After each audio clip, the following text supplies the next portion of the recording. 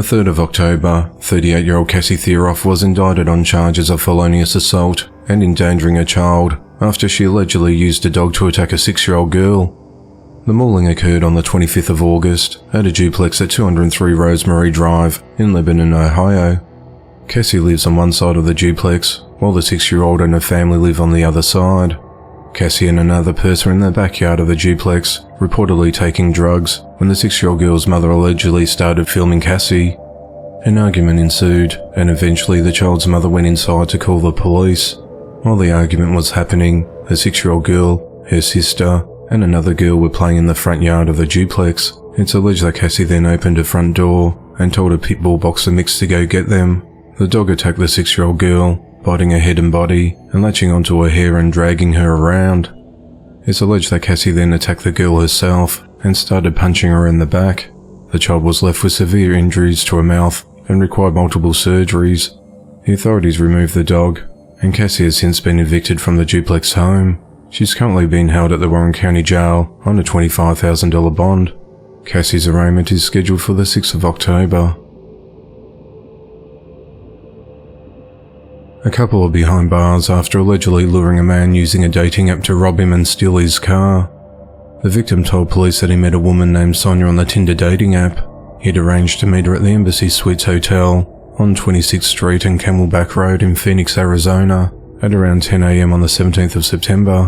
When he got to the hotel, he went to her room to find the woman, later identified as 33-year-old Crystal Halsey, and another man who was identified as 32-year-old Jose Yarquez. According to the authorities, Jose pointed a gun at the man and demanded his cell phone, identification, social media and bank information.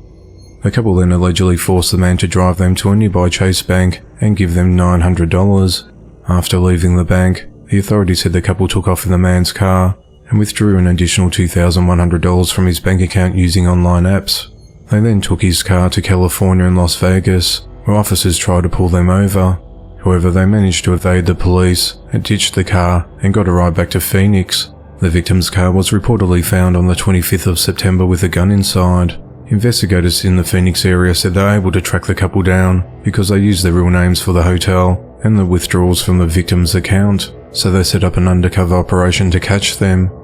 Phoenix police saw an escort ad online that matched Crystal's number. They arranged to meet her at the La Quinta Inn Hotel, located at 2725 North Canyon Black Highway, on the 28th of September. Crystal arrived in a Nissan Rogue with Jose driving, but they suspected they were being watched and sped away. While attempting to apprehend the suspects, Crystal and Jose drove at a high rate of speed on the wrong side of the road. They then travelled westbound on the eastbound lanes of Jefferson Road, approaching 27th Avenue. Crystal and Jose then stopped in front of an oncoming vehicle and made it stop. They then exited their vehicle and assaulted the driver of the other vehicle and pulled the driver out of the car. The two suspects then got into the vehicle and drove away. They headed to the East Valley, driving to Tempe, Mesa, Gilbert, and back to Mesa.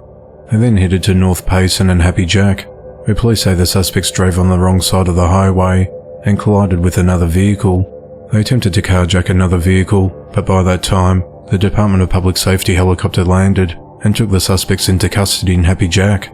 During an interview, Jose admitted to grabbing a man out of the car and said that his girlfriend came with him. He identified himself in the photos at the Embassy Suites. Jose said that he knew this day would come back to get him, the police said. Crystal and Jose both faced charges of assault, armed robbery with a deadly weapon, robbery and 2 counts of vehicle theft. A woman has been arrested in Florida for allegedly trying to break into a home with a hammer, who was then confronted by the homeowner with a gun. The incident occurred at around 6:15 a.m. on the 1st of October, when the authorities responded to a report of a suspicious woman, possibly under the influence of drugs, walking down Lake Seminole Road near River Road in Jackson County. On the way to the scene, deputies were told that the suspect, later identified as 35-year-old Amber Montoya from New Mexico, used a hammer to smash the window of a front door and try to unlock the door of the house along Lake Seminole.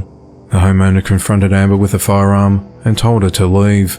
The authorities said that the homeowner was prepared to use deadly force if Amber had entered the residence. When deputies arrived on scene, they took Amber into custody at the property. It was later determined that Amber caused more than $400 in damages to the victim's home. The authorities said that Amber has a long criminal history, spanning 5 states, and has been charged with burglary of an occupied structure and criminal mischief. The Jackson County Sheriff's Office released a statement stating that they will not tolerate this type of behaviour, and the Sheriff Endenfield encourages homeowners to use any means necessary to protect themselves in situations like this. On the 30th of September, 31-year-old Thwyla Sheeble of Des Moines, Iowa, was arrested and charged with the death of her 9-month-old son, who drowned in a bathtub earlier this year. Court documents said that Thwyla was giving her son a bath on the 16th of June when she left him in a seat in the tub that did not have a safety belt, and left the room to read a book to her other son. When she returned to the bathroom, her infant son was laying on his back in the tub and water was covering his face. Thwyla called 911 and the baby was transported to Blank Children's Hospital, where he was pronounced dead. An autopsy determined the cause of death was drowning. The authorities said that Thwyla tried to avoid arrest by giving an officer her sister's name. Thwyla was booked into the Polk County Jail in the early morning hours of the 30th of September and charged with child endangerment resulting in death and providing false information for citation. Thwyla's bond has been set at $25,000. Her preliminary hearing is scheduled for the 10th of October. 21-year-old Fataha Marzan is behind bars and is accused of killing her sister, 20-year-old Seima Marzan, because she'd been flirting with her boyfriend. The authorities said that Fatima had recently found out her long-distance boyfriend of 5 years would flirt back with Seima, and that he told Seima he loved her. At around 7:30 p.m. on the 26th of September, the authorities responded to a home on Southern Charm Drive where the sisters shared a bedroom in Azalea Park, Florida, after Fatia called 911 saying she stabbed her sister. When deputies arrived at the residence, they found Seima dead inside.